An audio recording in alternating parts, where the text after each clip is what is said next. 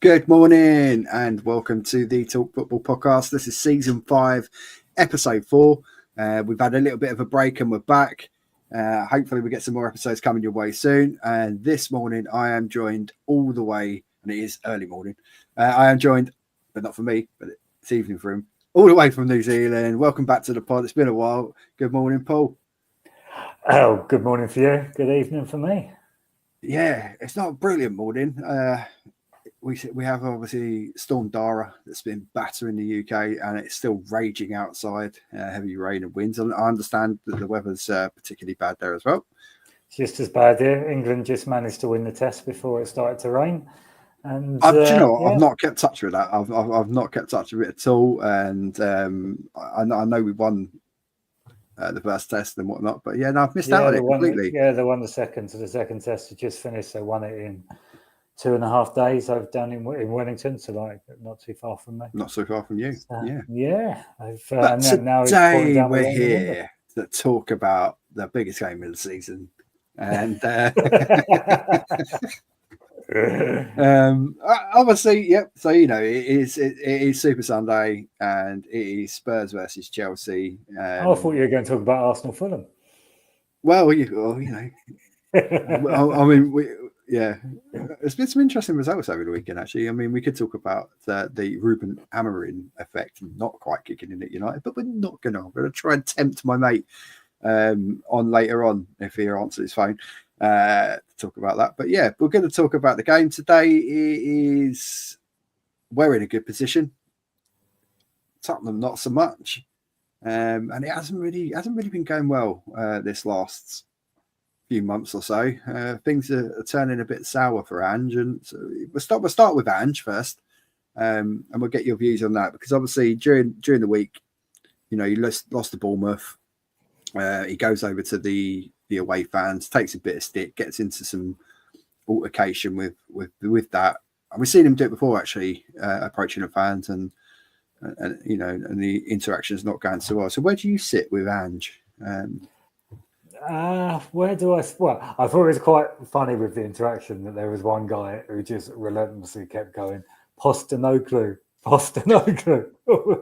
Oh yeah, Posta no clue, and then Posta not got a clue is one that's been buzzing around social media and all that.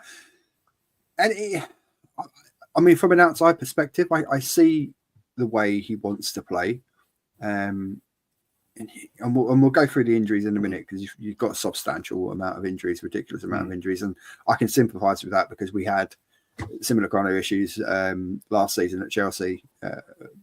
We're going through that kind of thing, major players out. But obviously having main players out and key players out, that does affect how you want to play and a system of how you want to play. If you ain't got the tools to do the job, then surely you've got to try and adapt to another way of getting the job done. I don't think he's got the tools when everybody's fit. So he doesn't have, so he has an even worse hand to play when there's injuries. So I don't think it's just a matter of blaming the injuries. Yeah. I think there's a need from his side to be a lot more pragmatic, and pragmatic doesn't mean parking the bus. It just means a few tweaks here and there. And at times he has done that, to be fair to him. But he needs to look at the hand that he's dealt. So at the moment, with the injuries, and say, okay, now what can I do? We can't play exactly the same way. We're going to have to tweak things a little bit and show a level of flexibility with that. Because, the problem, I think he could do a good job if he was given the tools. But then I think most of the managers that Levy has employed for the past 25 years could have done a good job if they were given the tools. The problem for the Tottenham manager is they're never going to be given the tools. So you have to have a level of pragmatism. It's not like what he's experienced before, and the competitiveness of the Premier League is kind of boring and as repetitive as it might be. It's true, you need to be that a little bit more pragmatic. We need to start learning how you can defend corners, as an example. You can't just go, it don't matter, because it does, because you'll lose like you did to Bournemouth. Yeah. Where do I stand with him? While he's in the cups, while we're in all of the cups, he kind of has my support, I guess. My hope is that we can somehow fluke a League Cup, and then that might be some kind of start to a dynasty. You know, like the way Mourinho used to always go, "Let's win the League Cup." And even you Pep, learn to win, and you go from Pep there. has prioritised a trophy, any trophy, kind of as that sort of that launch pad.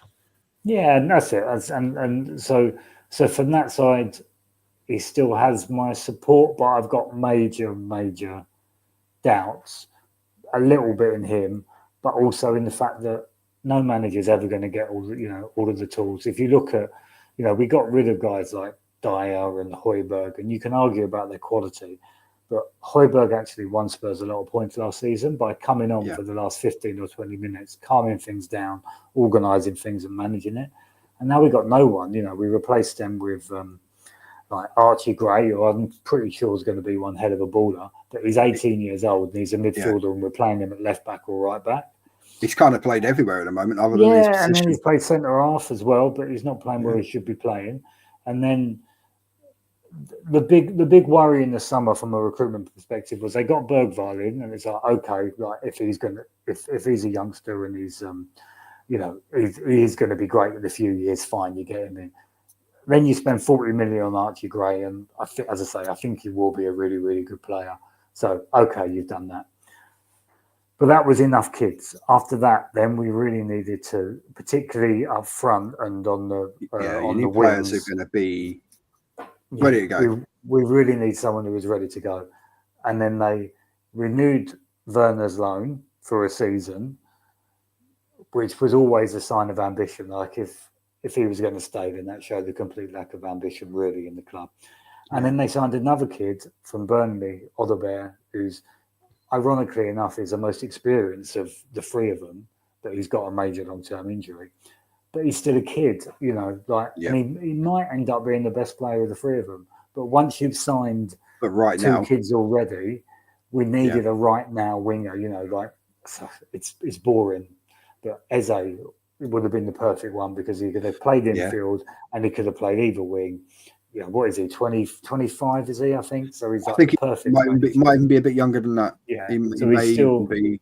Yeah. Yes, he's going to cost you a few bob. You got to pay the money for him, but he's got years, and you've still got a sell-on value, which of course is Levy's. This harks back to the likes of before Grealish left for 100 million and went to City. There was opportunities where you could have had him for like 25, 30 million, and Levy wouldn't stump up the cash. And at the time, obviously, Jack would have been a relatively young player, probably early 20s, and would have potentially have taken the team to another level. I mean, Grealish is the perfect example. I think there was 5 million. Spurs were prepared to pay 20. They wanted 25 for him, and Poch really, really, really wanted him, and they just wouldn't pay the money. Yeah, and there's so many. You look at the summer when in 2019 after the Champions League final, and Spurs wanted Fernandes, but Bruno Fernandes wouldn't pay the money for him and bought Lo Celso because they could do some special deal where they loaned him for 6 months, which then meant that Real Betis didn't have to pay PSG as much money because we gave them like a 20 million loan fee and then we paid them 30 million after that. So PSG's percentage cut was less, as opposed to just spending the 60 million or whatever money and getting it done. Fernandes. So, nothing's going to change. Nothing's going to change. They lucked out with Poch, and Poch did a great job, and then they even stopped supporting him because of the stadium. And until the only hope we really have, I think, from the Spurs perspective, is that there's been talk of trying to get some minority stakeholding, and bit of extra investment. And if that a bit like what United have done with Jim Ratcliffe. Pretty much. And then if that money comes in, then of course Levy and ENIC have obviously cashed out some cash. And then they might feel like spending that money that comes in is actually not spending their money, which is the problem. They view that every penny that the club generates is their money as opposed to being the club's money. This is it. So that's our only hope, I think, from the strategic perspective. So moving on to where we are with the squad today, going into this game, and obviously we've got a few questions from Adam, which is it's all based around today's game. So we'll kick off with his first one, which is obviously looking at the injuries, because we're talking about squad depth there and coping with that, and obviously the injuries, long terms. You've got like Bentancur, Davis, obviously had the hamstring the other night, I think it was. Richarlison, Vicario, Ven, the list goes on. I do believe Romeo is back in training and potentially could be rushed back for this one today. I don't know if you've seen any extra news. I mean, that was kind of in the reports last night. Whether or not it came from Ange's press conference. I think he has to play, because otherwise you're playing Archie Gray at centre half, and like it's just not fair on him. So you have to. Romero's got no choice. He has to come back and play. Yeah. So I mean, obviously, like I say, we got them long-term injuries, and the squad doesn't run deep enough really for that. And if we're looking at obviously a potential predicted back four, I mean, like you say, you've mentioned Gray, so you'd be looking at Doggy left back. So you'll have Forster in goal. Which is chicken. I mean, he's been pretty good. I mean, I've not really seen so many games. I did watch the 4-0 thumping of City, and rather than that be, an idea of where your progression or where your season would be going, I think that game in isolation, you caught City in a moment where they're not. I mean, even yesterday, they weren't great. They drew 2-2 with Palace, and you caught them in a moment that really, a real weak moment. So it's difficult. It's Lloris was in goal for that one as well. So I reckon you'll be Forster, and then you'll go Porro right back, Udogie left back, centre half will be Dragusin and hopefully Romero. Then go that'll break. Then midfield will have to be Basuma and Sarr, and then this is a bit then when I think it gets interesting. I'd play Maddison in midfield. I put Kulusevski on the right, like they did against City. Son on the left, and then Solanke up front, and then you've got Werner and Johnson to come on. Will Solanke be fit for today? Well, it's going to have to be, because there's no one else, so it'll have to be. It's him or we play Son up top, which doesn't work, and then we've got Will Lancashire, who's a kid from the under 21s, who will be on the bench and probably will get on at some point. So so that's probably the team. And I mean, is there a world? I mean, obviously, given what the game is today, and then obviously the defeat, is there? I mean, again, this leads into another question from Adam, which is managerial pressure. Do you think? And his question is: do you think Ange will last the festive period and into the new year? If results don't go, particularly today, I think in terms of a mass shift in fan perspective, today could be vital for that. I think today might be more about, or tomorrow for me might be more about performance, because I don't think anyone's expecting to beat Chelsea, but it's like I mean a lot of people are obviously, but we're on a really good run.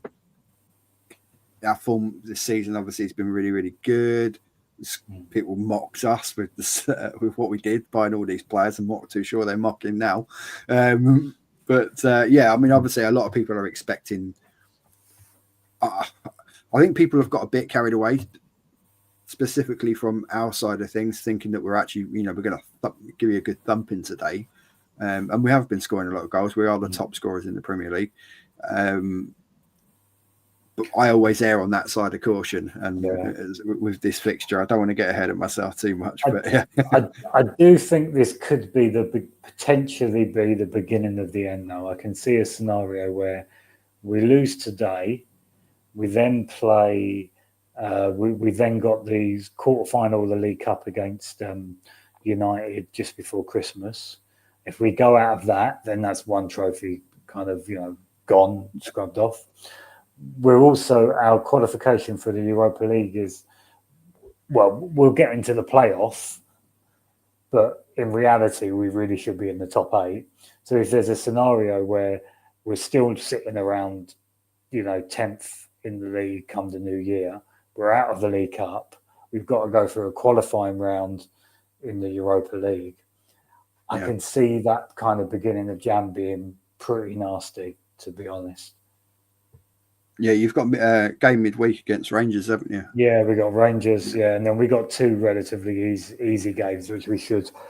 You'd like to think we'd do it. Sorry, it's later. But earlier, you'll set me off. You wanted, but yeah, the way we're playing, there's no guarantees. So it's quite possible we could be out the League Cup and then hanging by a thread in Europe. And then I think quite serious questions would have to be asked. And of course, that's January, so then that would be transfer window. And then from a Cubs perspective, I think there it would either have to be we either back him, as in we really give him some reinforcements in the transfer window, or we get rid of him. Cut your losses. Yeah, I mean, obviously, in terms of a board perspective, given the fact that if you do bring someone in and you were potentially to reinforce the squad, you've got to make that decision really before January. So, and obviously, the Premier League Christmas fixtures are always, they're tightly packed. There is too many games around this sort of time of the year. So yeah, I mean, I haven't looked at what your upcoming fixtures are. I looked at ours, and we've got some. I mean, you would say very, very winnable fixtures, but looking at yours, it's more just there's no gaps. So there's not the gaps to get the players back. So we'll end up doing this kind of win lost. Yeah. But personally, I'd give him the full season just to see how things go. I think we all expected. So I've just looked at your fixtures after the Rangers game, looking at your next 4 fixtures. Well, the next 5 Premier League fixtures. That's a tough run. Run. Yeah. So obviously, after the game against Rangers, you're which is a strange one, 15th of December on a Sunday. You're playing at 7:00 on the Sunday evening away to Southampton. I expect you win that, even if you're not playing great, even with the injuries, because the way with your forward line and what Southampton do with their suicide football at the back, I do expect you to win that. But then you're at home to United, which they'll be looking to bounce back from some poor results with a new manager, etc. Home then to Liverpool, and then away to Forest, and they're flying. I mean, they're up to like 5th in the league. Ironically, under one of your ex-managers. Yeah, they got a good manager, Forest. He's doing all right. And then a home fixture against Wolves to finish out December. Who have got a bit of a bogey sign over us. We can't seem to beat them. Yeah, and their forward line is with Wolves are flying. Cunha, he's on fire at the moment. But yeah, they're going for a bad spell. They're desperate in need of points, and what you probably really don't want to be facing is a team desperate to get out of that relegation zone if you're a bit vulnerable at the back. But yeah, that's a tough run. That's a real tough run. But then the flip side to what I said before is if they beat United, then January sees 2-legged League Cup semi-final. They've got Tamworth in the third round of the FA Cup, so you're thinking that you're through there. That should. And then if you're through in Europe, then you're getting into mid-Jan and you're involved in all 3 cup competitions, and maybe that'll help the league form. And if it doesn't, then it doesn't. I think, as I say, I think we just need to win a trophy. I don't care about finishing 4th. Right. Well, I mean, there's this whole thing with Ange that he says he always wins something in his second season. So, let's see if you can live up to that reputation. Hope so. I suspect, though, the second season elsewhere will be more like the third season in the Premier League, to be honest, because of the competition. And because we signed all these young kids. So these young kids are going to need a year to settle in. Archie Gray as an example. He's not playing in his preferred position, so you're not getting the best out of him, and you're not seeing everything he's got. You won't see that until next year. And Alderweireld, the kid they signed from Burnley, is injured, so this year's a write-off. This season's a write-off for him. So, it's probably more likely to be the third year at Spurs, if he makes it, is more likely, to be similar to the second year that he's had everywhere else. But yeah, looking at that, to show some progress. Yeah, looking at that Europa League table as well. Ironically, you and Rangers are on the same points, and they occupy. Yeah, only on goal difference, obviously, and it is quite tight between those. Probably from like 13th through to the midway point in that top 10 of the league. I don't know how you feel, but I quite like this. The way they've structured. They've done obviously the same with the Champions League as well. I quite like the way they've structured the competition this way.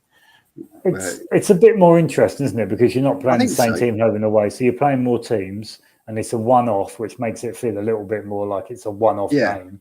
And I think it's more competitive as well, because obviously, generally, when you have the old-fashioned group stage, you'd have two very relatively weak teams from poor divisions, and then you'd arguably have the two teams that were supposed to be getting out of those groups do that. And I think we've seen it in the Champions League as well, with clubs really struggling to cling on to that cutaway point of not having it, because obviously if you finish in that top 8, you avoid going into the extra game of going in a playoff, etc.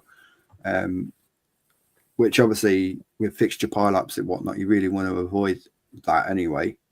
But yeah, I think I like the format. I think it really puts pressure on to get results. I like it so far. It'll be interesting to see post the playoff game if there are any shocks, if the playoff situation makes it interesting, or if you're still seeing the same faces, same teams qualifying. Yeah. But yeah, so far it's certainly made it. It's different, isn't it? I think so. Yeah. Right. Shall we? We'll do a little bit about my club, and obviously injury-wise. Reece James, obviously, long term is out. And then other than that, we've got Fafana, who's done a hamstring. And then we haven't really got any other major injury worries. Where are we? Yeah, Mudryk is going to miss the game today through illness. Other than that, it is literally just Reece James and Fafana. I think the interesting one with us, looking at today's game and how we might line up against you, because Enzo's obviously been in fantastic form in the last couple of games, where we've rested Lavia, because obviously Lavia, he's back from injury this season. He's been playing fantastic for us, but we've had to manage his minutes a little. Mm-hmm. And the interesting one will be what he does with the midfield today for us against you, because obviously in the last Premier League fixture against Villa, not Southampton, because he made 7 changes and rested a load of players against Southampton, which is, to have the opportunity to be able to do that is phenomenal. So in the game against Villa, he started with Caicedo as a right back, being the one that inverts into midfield to make the extra and make the 3.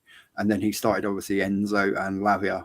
Enzo and Lavia in that game as 2, and with then Caicedo making that, which obviously meant that Malo Gusto dropped to the bench. So it'd be interesting to see if he does that again today for Spurs, or whether he goes with a conventional, possibly maybe just for the energy to match up against your midfield, where he just goes with Lavia and Caicedo, drops Enzo to the bench and brings Malo Gusto back in at the right back position.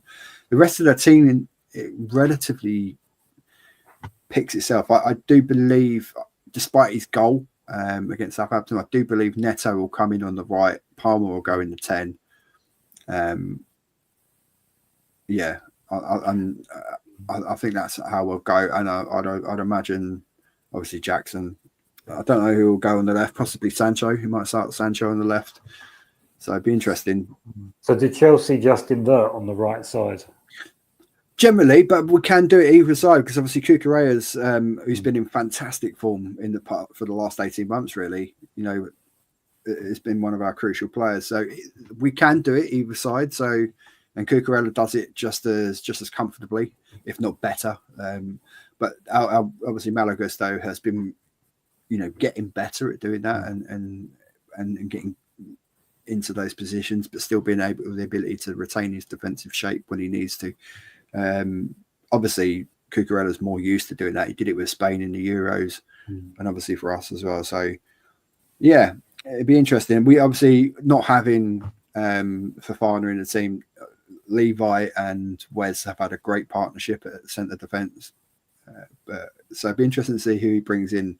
Disasi played relatively well against Southampton, so potentially he could come in and partner Levi at the back. But he could bring in Tosin, he could bring in Badiashile, either one. I would prefer to have a right footer playing next to Levi. I still feel uncomfortable having two left-footed centre backs in there. Just for balance reasons, I think. Sounds like a luxury to me. But this is harking back to what I was saying. I mean, you had people like Carragher and all that slating, say, oh, players shouldn't be signing for Chelsea because you don't, you're just going for the money. You don't know where you're going to play, blah, blah, blah, blah, because you've got too many players there. But I think what we've tried to do as a club, we've invested a lot, obviously, in young players, but we've tried to get two very, very good players, hungry players, young players in every position. And effectively, we've kind of got three squads. So we have the squad that plays in Europe, where some of our actual key players are not even in those squads. So like the Kyle Palmer and a few others. So they don't even play in that squad. They can come back into it later on in the group stage and after this initial stage. But yeah, we have that kind of depth. I mean, Nico Jackson, obviously, at the moment for me, is probably one of the best strikers in the league. Still misses a lot of chances, but for what he gives the team in terms of his presence, his pressing from the front, etc., which going into obviously today's game will be crucial. Getting the ball off of you early, I believe, it is key in retaining that possession. But yeah, we have that depth, and then João Felix we've got players that can really hurt from the bench. In Nkunku, João Felix, so we have real good options in that. I mean, Dewsbury Hall can't even get in any match day. That's a player we signed, for 30 odd million. He can't even get anywhere near any kind of minutes on the pitch at the moment in any of our teams. So yeah, the billion dollar bottle jobs, as Gary Neville called us. That other pundits were slating us, but I don't think any club in the Premier League top half is laughing now in terms of what we've done, what we've invested. We've invested in a squad that could potentially do well for the next 5 to 10 years. And I've been very critical of our ownership. A bit headless chicken, just kind of like some sort of rich man in a stripper club, just going like, oh look, let's have some of that. That one looks nice on the pole. Yeah, throw some money at that. So it's kind of been a bit it appeared from the outside. It was kind of like scattergun signing. But now looking at the way Enzo forms his squad, the way he has them training, the way he makes everything competitive. We've seen it this week where Noni Madueke has a great game against Southampton, goal, assist, etc. Blah blah blah. One of the players of the match, and then he comes out and he says, "I love Noni, but he needs to do more." What do you think of the manager? Because I really like him. I was unsure and I was a little underwhelmed with it. I from a tactical perspective, I always thought he was very, very good, but being able then to, it's not just about tactics as a coach when you're dealing with a club and a squad of that size. It's how you manage that. Yeah. And that's where he's really impressed me. In game, he's been fantastic, but where he's really impressed me is the way he's managed everything, the way he talks to the press, the way he manages the players, always challenging the players to be more, do better. You're great, you're brilliant, I love you, but you're not playing next week because you had a shit day in training. So, and I love that. And there's elements of Mourinho in that, because I remember when Jose came to the club, and then Joe Cole was flying, and he had a man of the match performance, and then straight after the game, Jose's like, yeah, you think he was great, but I thought he was rubbish today because he didn't do this for the team, blah blah blah, and he hammered him, and it was like a rocket up Joe Cole's ass. It was like, and he went to levels well beyond what he was even playing at then, and I see elements of that in Maresca and the way he challenges players in the squad. We've seen it with Mudryk, and Mudryk took a lot of stick. We spent a lot of money on him, 89 million, and the form wasn't great. Misses a lot of chances. The end product wasn't there. So he takes him out of that, takes him out of the pressure of week in, week out playing in the Premier League, and that plays him in the odd cup game here and there, but then gives him the Europa League to develop. And he's arguably been one of our best players in the Europa League squad this season. Scored some unbelievable goals, and he feel that we're actually starting to see the player that we potentially signed. So I think having the large squad enables you to then have patience and time with players, and gives you the ability to work with players on the training ground and develop partnerships and understandings all over the pitch. And for me, that's the most impressive thing about what he's brought to the club. I think he's brought a calmness. Everyone now sees the Maresca way, and we saw it at Leicester, but that was in the Championship, and it's difficult to ascertain whether that works in the Premier League. But given the fact that he's got an unbelievable amount of backing in terms of players that he can sign, players that he thinks that will make a difference to the squad, and the fruit is there. We've seen the form we've been on. I'm not getting carried away. I'd be very, very happy if we pick up the Europa League and finish in the top 4. I think for this squad this season, that's progress. But yeah, we're 6 points. You do very well if you pick up the Europa League. Bearing in mind you're in the Conference League. That's it. Yeah, I always confuse the two. Yeah, that one. Yeah, that's the only dig I'm going to be able to get in. well, to be fair, right? I mean, we've won all the other competitions, so we haven't. That's the one we haven't won. So, let's pick it up. Let's put it in the trophy cabinet. But yeah, I'm very happy as a fan. I've got no complaints. With how we're playing, the actual football is really good. We still can be a bit shaky at the back, but week on week we're getting better at that. And yet again, I believe that comes with forming partnerships. We have a test today that we've got one of our key players out in Fofana. So, but then that's a challenge. That means, okay, there's a spot up for grabs. And if you can come in and play well and nail that, you've got potential of maybe playing the next 6 or 7 games. So I like that. I like that aspect of it. I like the competitiveness of the squad, and the fact that even though we've signed all these players, we're still looking at players in January who could potentially come in and then aid and help the squad and push it even further. So yeah, I'm a happy fan, and if we win today, we could potentially be 4 points off Liverpool at the top. So ask any Chelsea fan, realistic Chelsea fan, at the start of the season, and every single one of them would have bit your arm off to be where we are now. So yeah, nothing more to add. Yeah. So does that mean it's dreaded prediction time? I believe it is. Yeah, I believe it is, and then we'll come back in a couple of weeks or so, and then we'll put this game and whatever fixtures have come after that, and we'll see where we are. I always think, let's have a bit of realism for both clubs. Ignore the fact that where you're sitting 11th in the table at the moment and where we are, and even taking today's game out of it, it's still early in the season. It's not even, it's barely 1/3 of the season. So I think people probably get a bit carried away, about where they are. I'm not getting too far ahead of myself in terms of where we are now compared to where we could be. Look at that in March, at the end of February, once you've had the League Cup final, etc., and and the Premier League fixtures, you're coming into that final third of the Premier League fixtures. Well, let's really see where teams are then. But yeah, as today goes, I'll get your prediction first. Another 5-1.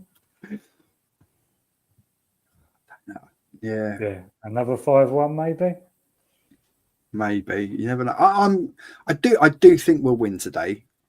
3. I'm going to go with 3-1 because we're entirely at home, so we have to score. Yeah, I'm not entirely like mega confident, because I think sometimes when you're on that crest of the wave, it's very easy to get knocked down, especially in a game like today. However, I do think we will win. I think it'll be fairly tight, but I think we might nick it 2-1. I think it'll be. I don't think it'll be tight at all, to be honest. You Because know, everything like what you've just said, if it's tight after 60 minutes, say, you've got a bench that can come on and change it, whereas Spurs haven't. So no, I get that. I just think, given everything, I because of the pressure and because they're young players, I do think there'll be moments today where there'll be little drops in confidence, and we've seen it in games against. I mean, even the Southampton, as good as the Southampton result was, there was moments in there where with young players, and you get that because you get inconsistencies, you get mistakes. There was elements of nervousness that creep in, and with all due respect to Southampton, the forward line they're going to be facing today, particularly defensively, is another level up. You know, coming up against, it doesn't really matter who you play, whether Sonny starts through the middle if Solanke ain't quite there, or whether it's Solanke big and physical could cause some problems for us. Kulusevski, when he drifts in and gets into the pockets, I would think, if purely from taking my Chelsea head off, and if I was looking at the Chelsea team, me personally, I'd probably play Kulusevski in 10, and maybe drop Maddison a little bit deeper, not play a 6-6 pivot, because I think players like Maddison and Kulusevski moving around. I think if you put Kulusevski on the right today and you put him up against Cucurella, I don't think he gets anything out of the game at all for you today. But I think in a 10, directly in between our centre, dropping off the striker or running in behind and linking the play maybe in behind two centre halves and a different partnership today, I think that's where you may hurt us. But yeah, I don't know. It's difficult. Well, we'll see. But if he plays Maddison, so then it would be Maddison, Basuma, and Kulusevski. I think we'll get destroyed in midfield. You could get overrun with legs, and potentially with counters and that. And then it just comes down to whether or not we can actually take the chances, I suppose. But and obviously, it is a bit of a blow. I mean, as well as Forster's done, it is a blow not having your first choice keeper in. Yeah. But like I say, it's not a bad keeper. Age may not be on his side, but he is a good goalkeeper. So we'll see how it goes. So that's that then. Yeah. So you get to go to bed. Are you going to get up? Are you getting up and watching it? Yeah. So I'll go to bed. It'll be kickoff is 5:30 in the morning my time. So I'll get up, watch the game, and then go straight to work on a Monday morning. Yeah. Well, I'm going to go back to bed for a couple of hours now, and then I'm going to hit the gym, get a bit of a gym session in, and then come back, have some food, settle down before the game. Obviously, it's 4:30 the game here, so I've got a fair few hours to go before the game. So yeah, I did actually tempt myself with I might actually go up to Stamford Bridge and watch it locally in one of the pubs near the ground. Probably, if I did, it'd be the Chelsea Pensioner. Just for the atmosphere, because I think sometimes watching it at home it's nice because you can concentrate on the game, but I haven't been to a game in such a long time, so I kind of crave that sort of almost match atmosphere. And I think today, given the magnitude of the fixture and what it is and what it means to us individually as supporters of this fixture, I think it could be nice to go and watch it surrounded by fellow Chelsea fans. Yeah, right. So there we go. So that's that preview. The preview of the game done. I believe we've answered all the questions Ad has put to us. So thank you, Adam, for that. Much appreciated. And to anyone who watches this back, if you want to get involved with the show, you have a point of view, you want to discuss anything about your club, please do get in contact. You can see the social links, that will be in the description as well, but you can see the social links ticking across the bottom of the screen throughout the podcast. So get in contact and give us your points of view. And like I say, if you want to be a guest on the show, please do so. So for me, your host, Hodgie, thank you very much. And for Paul, all the way over in New Zealand, thank you very much for joining us, mate. Anytime. Yeah, it's been a while. So it's brilliant to have you back on. And yeah, good luck. Best of luck. May the best team win. And I hope that's Tottenham. I'll let you have that in at the end there. Cool. Thank you. Right, thanks for watching, everyone, and we'll see you on the next episode.